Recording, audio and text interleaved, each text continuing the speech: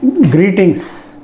After the first episode was done, there have been a lot of suggestions from Indians as well as non-resident Indians.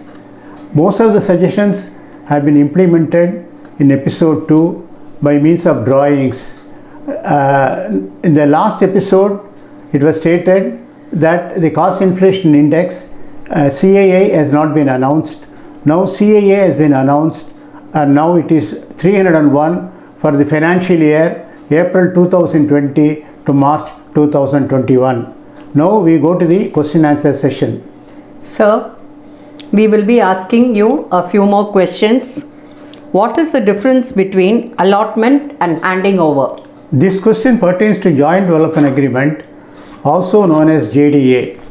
Allotment letter is a letter given by the builder stroke promoter to the owner as soon as the property is taken for joint development. Handing over letter is given by the builder stroke promoter as soon as the property is ready after development. These two letters are important from income tax point of view because capital gain tax liability arises as soon as the property is handed over for development, and the second letter given by the builder stroke promoter signifies that the property is ready for occupation. What are the options available to save capital gains tax? There are two options now available to save capital gains tax. Number one, in the case of sale of a property, be it a land or a residential building, the investment in property has to be made within a period of 2 years from the date of sale or transfer, or in the case of construction, it has got to be made within a period of 3 years from the date of transfer. It is also possible to invest in a residential property 1 year prior to the date of transfer of this old capital asset. Now, from this current assessment year, investment in two properties can be made subject to fulfillment of certain conditions. Number two, investment in capital gain bonds can be made up to 50 lakhs in respect of a property, be it a land or a residential property. Whether an individual can invest in residential property and also in capital gain bonds, sir? Actually, individual as well as undivided family can invest both in residential property and capital gain bonds. Should the investment in capital gain bonds be made? What is the time limit for investing in capital gain bonds? The time limit for investing in capital gain bonds is 6 months from the date of sale or date of transfer. And in this case, cash flow statement has got to be kept in mind. That is, if the property is sold, say on 27/6/2020, the last date for investing in capital gain bonds would be 26/12/2020. If it is not possible to purchase any property before the expiry of 6 months from the date of capital gains, then proper planning has got to be done. The amount to be invested in a residential property has got to be ascertained, and the investment in capital gain bonds has to be made. Should the money be invested in capital gain bonds in the financial year of transfer? Not necessarily. The property is sold, say after 2nd of October 2020, the taxpayer has got time even beyond 31/3/2021. So he can invest a portion of the money before 31/3/2021 and the balance of money after 31/3/2021. But it has got to be remembered that the maximum amount that can be invested in capital gain bonds is only 50 lakhs.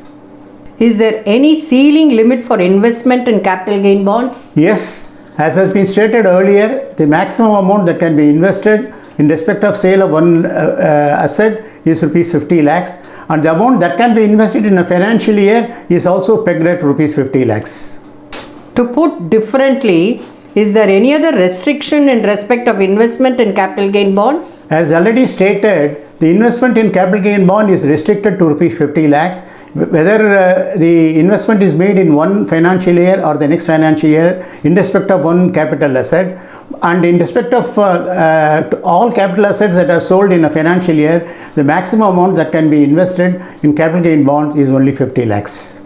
What is the lock-in period for capital gain bonds? The lock-in period for capital gain bonds is 5 years from the date of investment. What is the rate of interest on capital gain bonds? The rate of interest as on date is 5.75% per annum, and the government proposes to reduce it to 5% with effect from 1st of July 2020. When is the interest on capital gain bonds paid? Interest on capital gain bonds is paid on 30th of June of every year. While making the application, the taxpayer has to clearly mention the bank account to which the amount should be credited.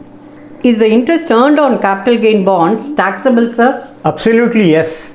The amount of interest earned on capital gain bonds is taxable on accrued basis. For example, the investment is made on 27th of June 2020 and the allotment of bonds is made on 1st of July. The interest from 1st of July to 31st of March 2021, though not received, has to be offered and added with along other income, and it will be taxed at the normal rates. What are the different types of capital gain bonds? Different types of capital gain bonds that are available are NHAI, National Highways Authority of India, and Rural Electrification bonds, and whatever bonds that have been notified by the government as on date. Can capital gain bonds be encashed before maturity? No, capital gain bonds cannot be encashed before the date of maturity. Sir, can any loan be taken on pledging these bonds? When the government gives certain facilities to a taxpayer, the government also imposes certain restrictions. So, as I already told, capital gain bonds cannot be encashed earlier, and loan is allowed to be taken on capital gain bonds. Is the amount received on maturity of bonds taxable? No, the amount received on maturity of bonds is not taxable, as it is a capital receipt. Can the investment in capital gain bonds be made out of earnest money or advance? Yes, investment in capital gain bonds can be made out of advance receipt from the developer or the purchaser. There are a number of judicial decisions in this regard. Is there any benefit available in respect of reinvestment of capital gain in any other capital asset? As already seen, investment in residential property is one of the ways of saving tax when a property is sold, be it a land or a residential property. Can the capital gains from sale of one residential property be invested in another residential property? Yes, amount received from sale of one residential property can be invested in one residential property in India. In respect of land, the entire money has got to be invested. In respect of sale of residential property, only the capital gain has to be invested. And while making the investment, one-to-one principle has got to be adopted. This can be explained like this. Suppose there is a capital gain of 8,40,000 rupees on the first property, and only 8 lakhs are invested in the purchase of new property. This 40,000 rupees surplus cannot be adjusted against any excess amount to be invested in respect of the second property. This is called one-to-one principle. Can investment be made in more than one residential property? Yes, from this financial year, it is possible to invest in more than one residential property, that is in two properties, provided the amount received on capital gains does not exceed 2 crores. But this option can be exercised only once, and this benefit is not available for sale of plot or land. Is there any difference in treatment and investment between sale of residential property on one hand and sale of capital asset being land, shares, etc. on the other hand?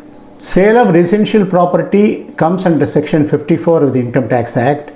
Sale of plot or land comes under section 54F of the Income Tax Act. In respect of sale of residential property, it is sufficient if only capital gains is invested.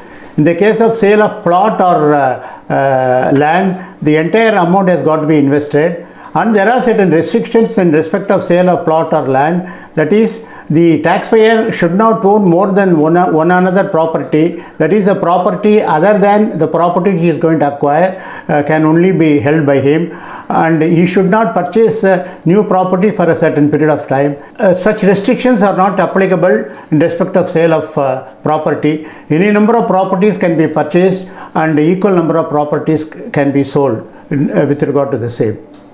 Can the new capital asset in the form of a residential property be purchased outside India to claim exemption? No, with effect from the financial year 14-15, the amount has got to be invested only in India. What is the time limit, sir, for purchase of residential house property? For purchase of property, the time limit is 2 years from the date of transfer of the capital asset, and the property can also be purchased 1 year prior to the transfer of the capital asset. What's the time limit for construction of residential house property? For construction of residential property, the time limit is 3 years from the date of transfer or sale. Can old house property be purchased and make it habitable by spending money for the purpose of claiming exemption? Absolutely. When the old property is purchased and the property is not habitable, it is human nature to spend money to enter the property and make it habitable. Do basic facilities to be incurred in respect of JDA can be claimed as part of cost of the new capital asset in the form of a residential property? Absolutely yes. In the case of joint development agreement or JDA, what the builder stroke promoter provides is only civil structure. He does not provide other basic facilities unless a joint development agreement provides so. The cases where it has not been mentioned in the joint development agreement, meaning thereby the builder promoter is not going to provide that, then any expenditure incurred in respect of AC, in respect of electrical work, laying down tiles, in respect of any other additional work, in respect of modular kitchen, etc. can be claimed. Can the cost of the plot be added in case of construction to claim benefit? Yes, cost of plot can be added to the cost of construction in order to claim benefit under section 54 of the Income Tax Act. It is earnestly hoped that this episode was useful, and we'll have more questions in episode 4, and we will be too glad to receive your feedback. Thank you.